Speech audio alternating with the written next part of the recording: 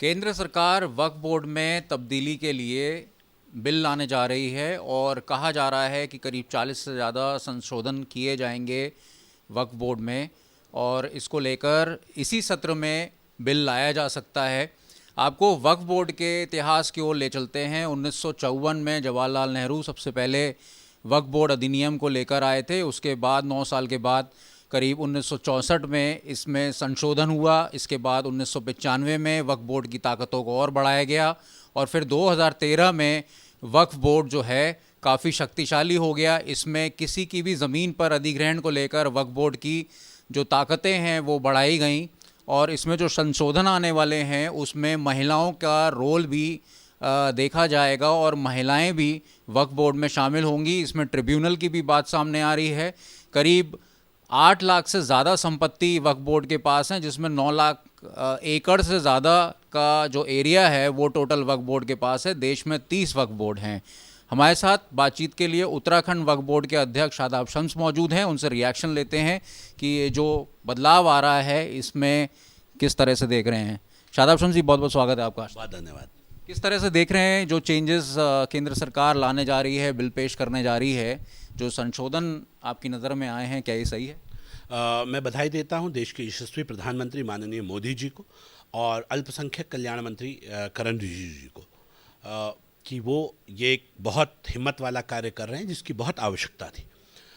इसमें संशोधन की बहुत ज़्यादा आवश्यकता थी वक्फ एक्ट में क्योंकि कभी भी किसी को आप असीमित शक्ति दे देते हैं तो उसका कहीं ना कहीं नुकसान भी होता है। आपने सर्वे कर दिया, सर्वे में अपनी बता दिया, अब अगर आपकी नहीं है तो सामने वाली पार्टी अब घूम रही है अपने कागज़ लेके।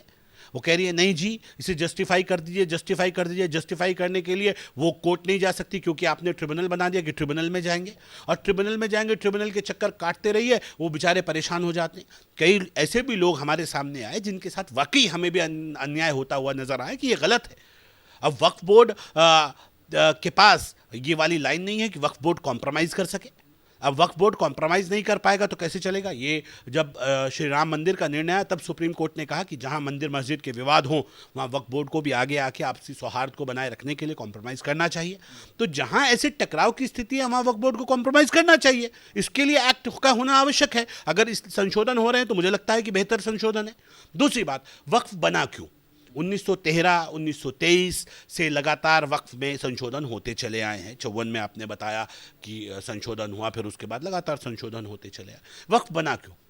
वाकिफ ने वक्फ किया, उस वक्फ की संपत्ति का आज मैं देख रहा हूं कि बड़े बड़े मौलाना, बड़े बड़े मुसलमानों के ठेकेदार ओवैसी साहब भी बोल रहे हैं अब बिल्कुल नाजायज़ हो रहा है, हम होने नहीं देंगे।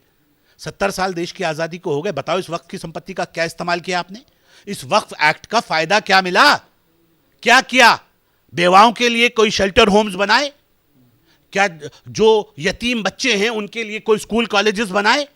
क्या यूनिवर्सिटीज बनाई? क्या अच्छे अस्पताल बनाए? क्या बूढ़े बुजुर्गों के लिए जिनका कोई नहीं है उनके लिए आपने सेकेंड इनिंग हाउस बनाए, शेल्टर होम्स बनाए? प्रॉपर्टी है, प्रॉपर्टी है। कोठे की रखेल बना दिया वक्फ बोर्ड को चंद लोगों के ऐश के लिए, चंद लोगों के आराम के लिए। वो चंद लोग ऐश लें, वो चंद लोग बढ़िया से अपनी जिंदगी जिए, वो इसे हड़पते रहे वक्फ बोर्ड को। देहरादून, उत्तराखंड के अंदर नैनीताल में 200 बीघा जमीन पर कब्जा करने वाले अकबर अहमद डंपी, संजय गांधी जी के, स्वर्गीय संजय गांधी जी के बड़े करीबी थे, उनके मित्र थे, यूथ कांग्रेस के बड़े धमाकेदार नेता रहे हैं, सांसद रहे हैं पूर्व। 200 बीघा जमीन, वक्फ बोर्ड की जमीन जो यतीमों के, मिस्कीनों के, बेवाओं के लिए थी, उस पर आप कब्जा करके मालिकाना हक लेके बैठ गए। ये वक्फ बोर्ड है? ये वाला वक्फ बोर्ड चाहिए? इसकी हिफाजत करते हो जो कांग्रेसों ने लूटा है। सईदुज्जमा सांसद कांग्रेस, धारा 54 का नोटिस जारी किया, कलियर में जमीन कब्जाए बैठे। कलियर के सज्जादे, कई सौ बीघा जमीन, हजारों बीघा जमीन जो कलियर की थी, उसके ऊपर उसे सेटिंग गेटिंग करे, अध्यक्षों के साथ मिले, वक्फ बोर्ड के साथ मिलकर सेटिंग की और पता नहीं कैसे कौन सी तिगड़म लगाए अपने नाम पे दर्ज करा दी और उस जमीन को बेच रहे हैं और खा रहे हैं। आप मुसलमान बेचारा चुप बैठा है, जो आवाज उठाता तो कहते हैं अच्छा मुस्लिम धर्मगुरुओं के खिलाफ बोलोगे, रहना नहीं तुम्हें, डराते हैं मुसलमानों को। यह वक्फ जो लूट का अड्डा बन गया है, जिस दिन से वक्फ बोर्ड बना उस दिन से आज तक जब शादाब शम्स वक्फ बोर्ड की कुर्सी पर बैठा है, सबकी सीबीआई इंक्वायरी होनी चाहिए। इतना बड़ा भ्रष्टाचार, सबसे बड़ा घोटाला हिंदुस्तान का अगर कोई है तो इस वक्फ बोर्ड में है। सारी प्रॉपर्टियों को जो वक्फ में होती है उसके ऊपर कलम फेर दी जाती है। नहीं, ये तो वक्फ बोर्ड की है ही नहीं, कलम फेर के साफ कर दी, जो पैसे दे गया प्रॉपर्टी उसकी। इसकी जांच नहीं होनी चाहिए?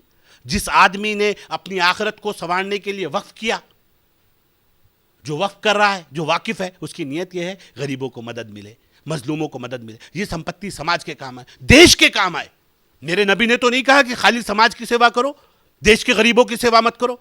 वक्फ बोर्ड को ऐसा होना चाहिए था जो देश के साथ खड़ा होता, देश की सरकारों के साथ खड़ा होता। आइए हमारी जमीनों के ऊपर सरकार को कहते, आइए बढ़िया स्कूल्स बनाइए, बढ़िया कॉलेजेस बनाइए, बढ़िया यूनिवर्सिटीज बनाइए, जहां हमारी आवश्यकता है हम जमीन देने के लिए, अच्छे काम के लिए तैयार हैं। अगर आप पे इतनी जमीनें हैं तो सरकार को मदद क्यों नहीं की, सरकार को जमीनें क्यों नहीं दी, उनके ऊपर अच्छे कॉलेजेस, अच्छे स्कूल्स बनते। अगर आप पे पैसे नहीं थे तो सरकार की सहायता करनी चाहिए थी, लेकिन नहीं, ये नहीं करना है। लूट का साम्राज्य बनाना है, सिर्फ लूटना है और अपने चौखट की रखेल बना के वक्फ बोर्ड को रखना है कि जब चाहें इसका दोहन कर लें, जब चाहें इससे मजा ले लें, इससे इंटरटेनमेंट ले लें, जैसे चाहें इसका इस्तेमाल करें।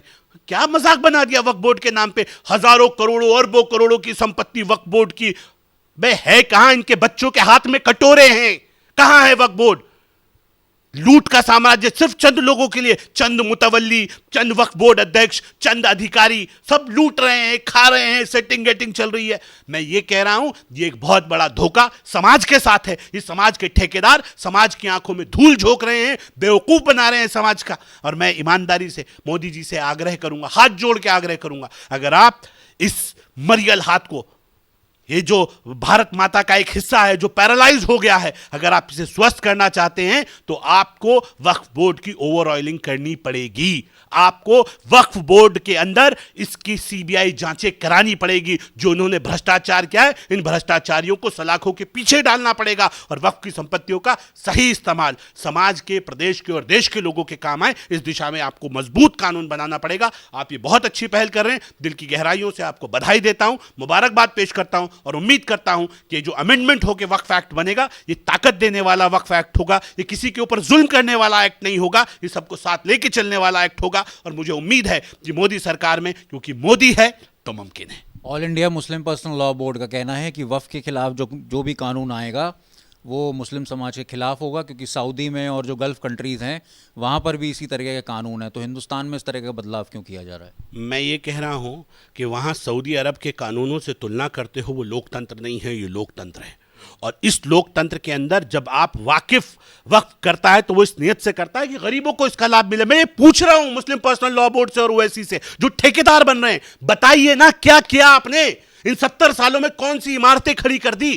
कौन से आपने मुस्लिम विधवाओं को, मुस्लिम शोषित वर्ग को आपने पेंशनें बांधी वक्फ बोर्ड से? अगर ये इतनी बड़ी अकूत संपत्ति है, इसकी इतनी इनकम है, वो चंद लोगों के घर की रखेल बन के बैठी है, चंद लोग उसका फायदा उठा रहे हैं। एक आम मुसलमान को तो बेचारे को खाना नहीं मिल रहा है। अरबों खरबों की संपत्ति का मुसलमान ये कटोरा लेके भीख मांग रहा है, ये लाइनों में खड़ा रहता है राशन की दुकानों की। मोदी जी का जो मुफ्त राशन है वो राशन मिल जाए। अगर इसके पास इतना पैसा होता तो किसी के सामने भीख मांगनी पड़ती क्या? ये तो चंद दलाल, चंद ये मुस्लिम ठेकेदार ये लूट रहे हैं वक्फ को, और इनके चंगुल से इस वक्त को निकालने की आवश्यकता है। मोदी जी जो कर रहे हैं बहुत सोच समझ के मजबूती से कर रहे हैं। मुझे उम्मीद है कि जब ढंग से उलझेगा तभी ढंग से सुलझेगा। धन्यवाद। शादाब शम्स का कहना है कि वक्फ की जो है सीबीआई जांच भी होनी चाहिए और काफ़ी बड़ा बयान दिया है। जिस तरह से वक्फ के जो संपत्तियां हैं उसकी पूरी तरीके से जांच हो, और बतौर अध्यक्ष उन्होंने ये बयान दिया है। उत्तराखंड वक्फ बोर्ड के अध्यक्ष हैं। अब देखना होगा संशोधन के बाद वक्फ में किस तरीके की तब्दीली आती है। देहरादून से अंकित शर्मा, आज तक।